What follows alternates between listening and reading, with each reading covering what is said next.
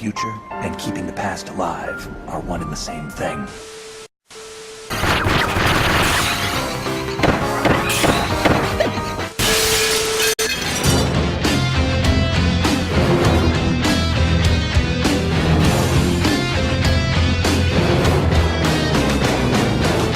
Toyed with her. I teased her. Oh, she was delightful. Twisted Metal is a name gamers of the 90s are no stranger to.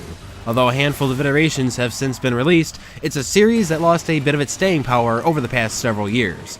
However, on Valentine's Day of 2012, Twisted Metal saw a rebirth, and with no subtitle in sight, it's a game looking to re-establish the Car Combat brand, the same brand born on PS1 back in 1995. The original introduced players to the now classic cars, such as the Sweet Tooth ice cream truck, but despite that historical importance, it's a game that feels constrained by the technical limitations of the era. Like later games, after winning the competition, a single wish is granted. The retail game had these endings displayed as mere text, disappointingly not the staple live-action or cartoon, pardon the pun, of its sequels. The lost live-action movies have since been uncovered though, and, well... No more dead bodies. No more unsafe streets, no more war. Welcome to your new world, officer. Enjoy! The series has certainly come a long way since 1995. Twisted Metal 2012 will feel immediately familiar to anyone who grew up playing the originals. You begin by choosing one or more of several vehicles, and then as a new twist, you are able to choose a custom sidearm, such as the usual machine guns or something a bit more menacing, like the rockets or revolver. Objectives may vary, but destroying everything with or without a pulse is still the main goal. Perhaps the most impressive feat TM12 has accomplished is the bulldozing sense of power one gets from absolutely demolishing everything in sight. Trees fall down, books scatter about, and glass shatters into total fragments, all at a blistering smooth speed. It's not 60 FPS like Black was, but it's nothing short of extraordinary nonetheless. This is especially notable in locales such as the suburban town of Sun Springs, where you can drive inside the local cinema and scatter hundreds of its chairs every which way. To wreak all this havoc, you'll need some weapons, and Twisted Metal certainly has you covered. In addition to an array of projectile missiles, you'll get a few more strategic items such as the progressively powerful stick-on remote bombs. The new sniper rifle rewards persistence with a potential one-shot kill, but you'll find that sinking in on a single enemy with the finicky gun's autofocus to be a bit of a problem. Finding higher ground is one strategy, or alternatively you can tail an isolated vehicle on ground and use your limited freeze attack to gain those extra precious seconds necessary for the kill shot. If you're running too close for comfort, a point-blank blast with a shotgun may do the trick too. A mega machine gun upgrade also exists that is deceptively powerful in large doses. Because of this, it's prone to abuse by the flying vehicles, so it's best to take immediate cover when on the barrel's end. Like other games in the series, Twisted Metal has a limited turbo boost supply. You can refuel this just as you would find weapons, and in yet another twist, you can now thrust the PS3's motion-sensitive controller with a forward jab to inflict a devastating turbo ram. Special available. Car-specific specials have also been tweaked, where now each car has both a normal special and an alt special to boot. Two new vehicles, Rodent and Meatwagon, are able to have user-directed special attacks.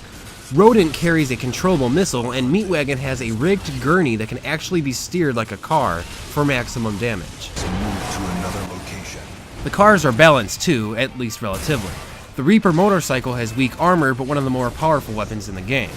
Some of these specials are fairly unique, but others feel derivative of similar vehicles in the game. For instance, many vehicles have some sort of chain gun special, and in particular, Crimson Fury and Kamikaze both have nearly identical flamethrowers.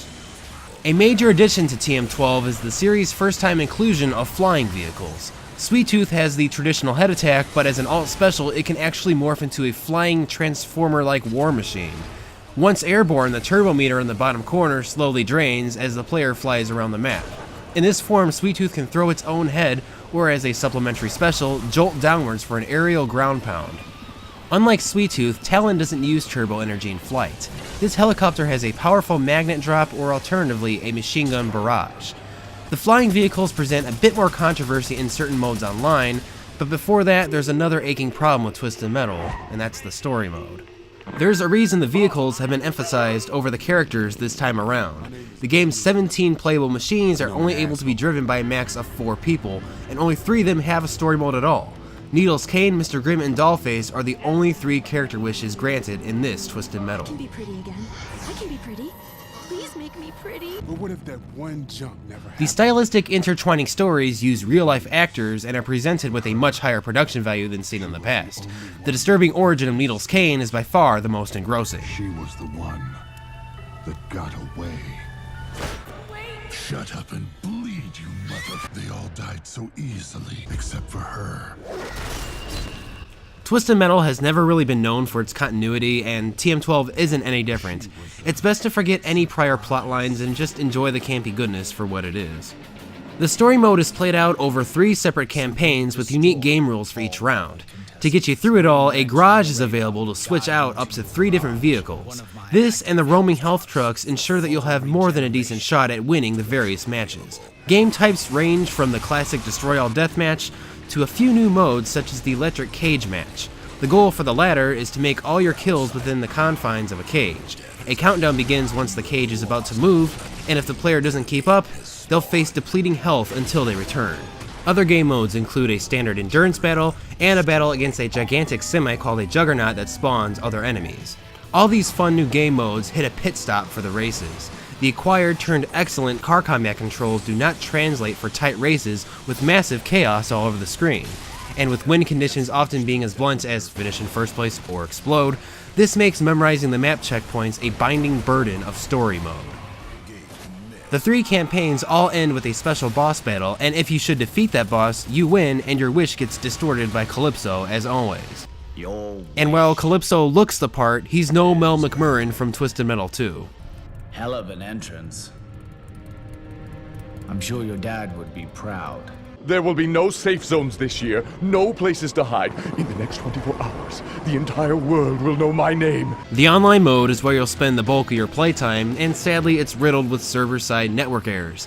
The poor infrastructure doesn't update itself fast enough, causing rooms to be shown as available when they're in fact full, and if you manage to even get in a room, there's an annoying tendency of hosts not even starting, and there's no idle kicking or kicking at all. Worse yet is the inexcusable reoccurring freezing of the console itself. The online mode can add a surplus of life to Twisted Metal, so if you can overlook the issues, modes like Hunted, where the objective is to simply take out a targeted vehicle for points, are rewarding new ways to play the game. Most distinguishing of all, though, is the online exclusive Nuke mode. In Nuke, the ultimate goal is to destroy the opposing team's statue. To do this, the offensive team must first capture the enemy's on-ground leader, and then take that leader to be sacrificed at a missile bay. Some of these nuke-hauling bays are on the move, leaving you vulnerable to enemies on your tail. After launching a successful nuke, it's up to you to reach the enemy statue while shielding off enemy fire.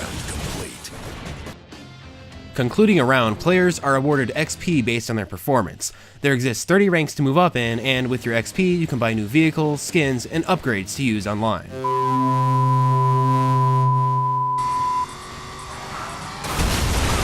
Twisted Metal yields trophy support and many customization options, including homemade vehicle skins and even custom soundtracks.